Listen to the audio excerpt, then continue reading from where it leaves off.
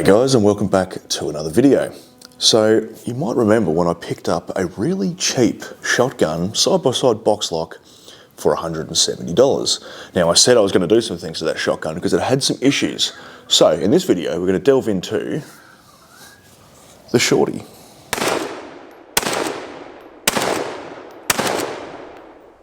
This is the second bloody time I've had to film this video because I filmed it all. I thought I did a really good job of explaining everything.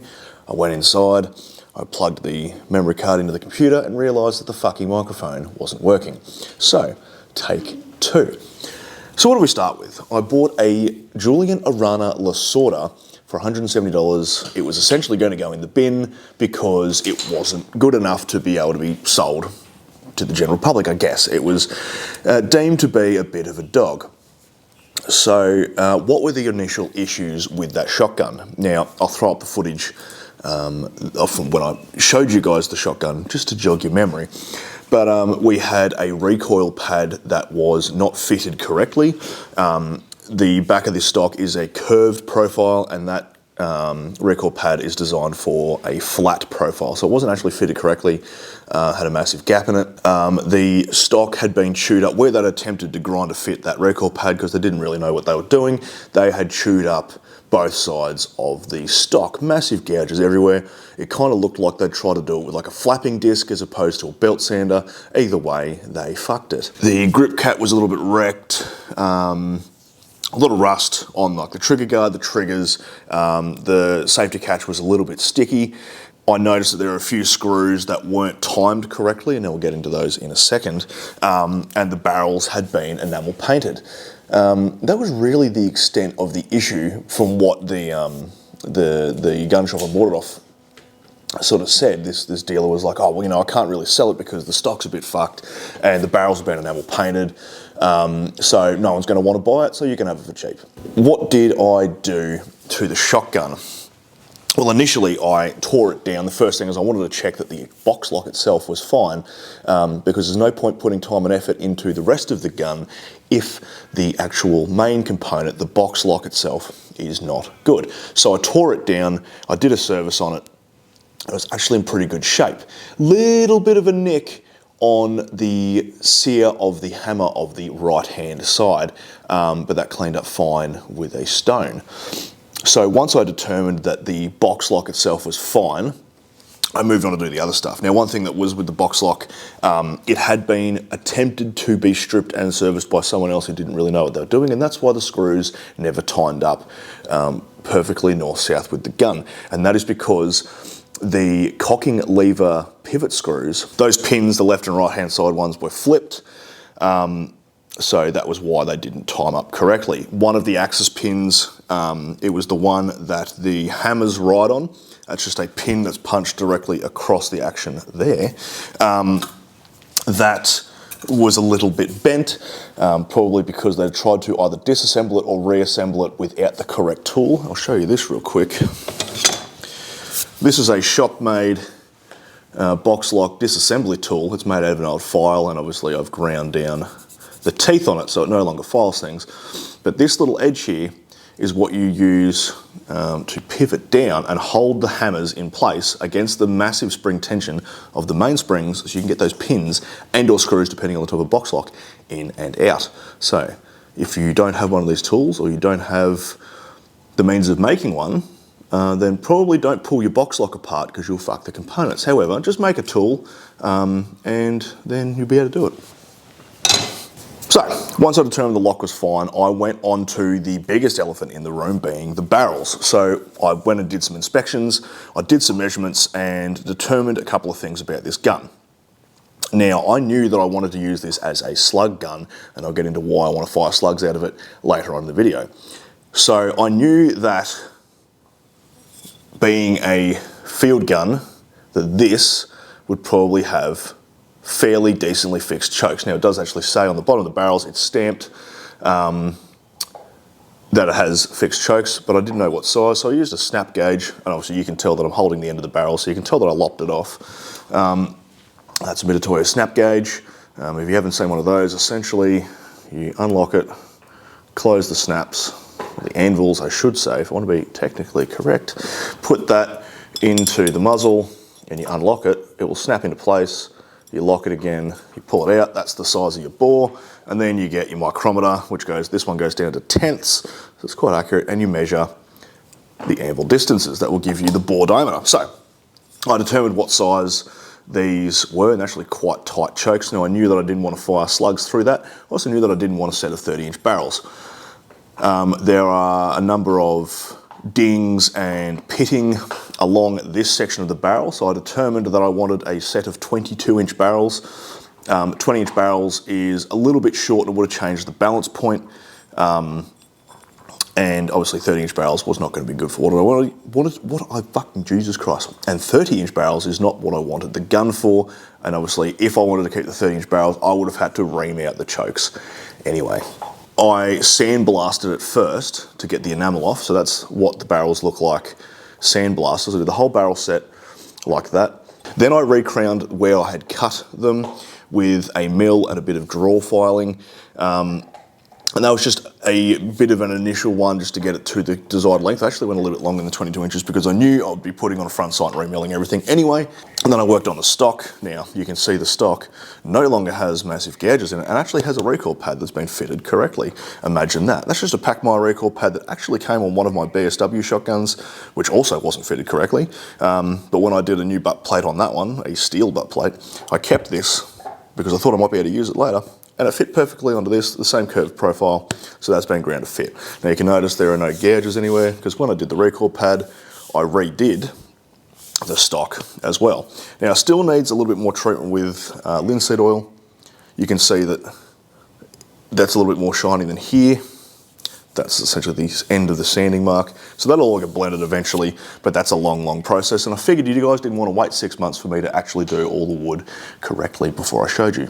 So once I fixed all of the errors, I then had to go on with what did I want to use this shotgun for? Well, here's where I was thinking. So if you're a long-term viewer of the channel, you would know that I like to shoot deer and also, well, I haven't pig hunted in a while, but that's my plan, is to get back into pig hunting and do the same thing. But I shoot animals off my dogs at really, really close range. And I have a 358 Winchester 18-inch barrel gun that I use for that regularly. Now, I decided that for some of this hunting, I would like to have a rapid fire, as in I can get 2 shots off really quickly. It's not always an issue, but sometimes, being a bolt action, I can't get the second round in on a fleeting, like 2-second exposure of a deer. So I'm like, well, there are people who use guns like this for hunting, usually in Africa and India, and it's called a double rifle. However, I cannot afford a double rifle because they're fucking expensive. So what's the next best thing? A double shotgun. That's when this came into play. So I went down the rabbit hole of trying to find a cheap shotgun so I could build what I wanted as a close range double slug gun. So to make a shotgun legal in Victoria, you need to have a front and a rear sight and or red dot and or an optic. Now, obviously the bead on the front of each standard shotgun will not cut the mustard because there's no rear sight, there's only a rib. So I needed a front and a rear sight. So I went, well, I'm essentially building a poor man's double rifle, so I should probably build it on the aesthetic of a double rifle. Now I didn't want to go a red dot, a little bit, I don't know, I don't particularly like red dots, it's just my thing. Obviously I have a bit of an eye issue. I wear glasses, but I also am colorblind in my left eye due to a vehicle accident. So that makes seeing a red dot very fucking difficult. It gives me double vision, it gives me blurred vision, and I end up closing my left eye anyway. So if I'm doing that, I may as well just use fucking open sights. So red dots may work for you, they don't work for everyone, so don't try to shoehole yourself into something that doesn't work for you. I originally was going to put an optic on this. This optic here is a loopholed 1-4 shotgun that actually lives on my Adler rifled barrel, but it just didn't really fit the aesthetic of this going on this shotgun either. So open sights it is. Now what's the aesthetic I'm going for? I want a quarter rib on the back and I want a raised front sight on the front. So what did I come up with? I'm glad you asked. We're about 10 minutes in the video and you're finally seeing the gun. So there is the rear rib with a running bore sight. It's got a nice little feature on the front there, which is quite cool. And then there is the front sight. As you can see, it's flush with the muzzles. It's also got a nice couple of features in it. And it has a nice big bead. Now that bead is interchangeable. You push that little plunger and you can pop it in and out. So, how the bloody hell did I make this then? Alright, so I started on the quarter rib on the back. I milled out a slot to make this blank piece of steel fit down onto the rib. I then went through the process of smoking and filing to get the profile of the barrels. Now you can see the barrels obviously raise at the rear and slope down. If you didn't do that, you would have this weird straight thing on a curve thing. It just wouldn't look quite right. So smoking and filing to get that to sit flat. Once that sit flat, the quarter rib is supposed to be on direct eye line. You shouldn't see the quarter rib angling away from your eye. It should be, your eyesight plane should go across the rib. Now to get that, you need to have the front sight height set. So I hadn't built the front sight yet, obviously. So I had an old Williams sight off a different gun just sitting around in a box. So I drilled and tapped that on just to have somewhere to mark and a general height to go off. So I put that on. I then milled the top of this block down flat with that sight plane. I gave it a nice little chamfer on the back there just to get this aesthetic of where the crossbolt tang is to go up to that. Just gives it a nice little curve. Otherwise, you can mill the quarter rib lower, but then on some guns it doesn't look quite right because it's a little bit low. Anyway, I then profiled the front here and I kind of left it a little bit blank to start with. I didn't really want to go too far in doing all the artistic stuff before I figured out that everything else was going to work. I then dovetail cut for the rear sight, put in the position for the lock. I then cut hatch marks on the back for zeroing. I cut the grooves on the front just to give it a nice little bit of aesthetic, and then moved on to the front sight. Now the front sight was made out of the same block of steel as the back, and I did it in very much the same method. I cut a groove or milled out a slot in the bottom of it to fit perfectly onto the rib, which would obviously make it centered on the rib. I then cut all the profiles, roughed all that out, cut the dovetail on the top, put in the hole for the plunger and spring, got all that fitted nicely, chamfered the edges, and then got both of those, front and rear, soldered on. So that's pretty much the extent of that work. Ended up with was just a very nice, aesthetically pleasing, poor man's double rifle. I think it turned out really bloody good. It carries really well, so the balance point is exactly on the lock in the center, so I can carry that. I usually carry guns at the trail. Carrying them at the trail is like that, but your arm down next to your side. It's nice to carry, and then if you do want to shoot, it's literally just, obviously this happens down here, but you can't see because of the camera, but essentially you slide your hands like that and you're ready to shoot. That's just how I like to use my guns. Yeah, so I think that's pretty cool. So before revealing this, I wanted to go and shoot a deer with it just to make this video really, really cool. And I'll tell you the bloody story of how that happened. So I got this gun done, got it all zeroed in. It actually shoots really, really well. The regulation on these shotguns from the factory is amazing. Now, regulation is your point of aim and point of impact should be parallel. So obviously point of aim and point of impact, you shouldn't be spreading that much, too much that way, right? Now, when these are regulated, they're regulated for shot, not for slug. So I thought I was going to have to rip out a lot of the brazing at the muzzles and then re-regulate it for slugs. It actually ended up regulating really, really well. The sights are set up for the left barrel, which is the rear trigger. So if I really want to take an accurate shot, I just go to that rear trigger, but the front trigger, the right-hand barrel, still hits in a very good spot. Side note, if anyone ever tells you that you need to account for the left and right barrels using a side-by-side when shooting for wing with shot, that is incorrect. You should be just using your bead, normally point it at the target with the correct lead, follow through and fire, and you'll hit the target. If you find yourself accounting for left and right, remember these are only an inch apart in the centres, probably even 3/4 of an inch apart at the centres. If you were then changing your lead left and right, depending on which barrel you're firing, you were doing it wrong. So probably the reason why you can't fire a side-by-side accurately is your brain is telling you to aim off more than you need to, and that's why you can't shoot. So got it all zeroed, and then I went out to the bush to shoot a deer. Now I knew that there was probably going to be a stag down in this particular wallow because it had been raining for a couple of days beforehand. It was a rather hot day. Deer, after rain and it's hot, they like to go back to the wallow, 1 to cool down and 2 to re-mud. They don't like being clean. So I figured there's probably going to be deer in this wallow. I'll go down there and I will shoot it.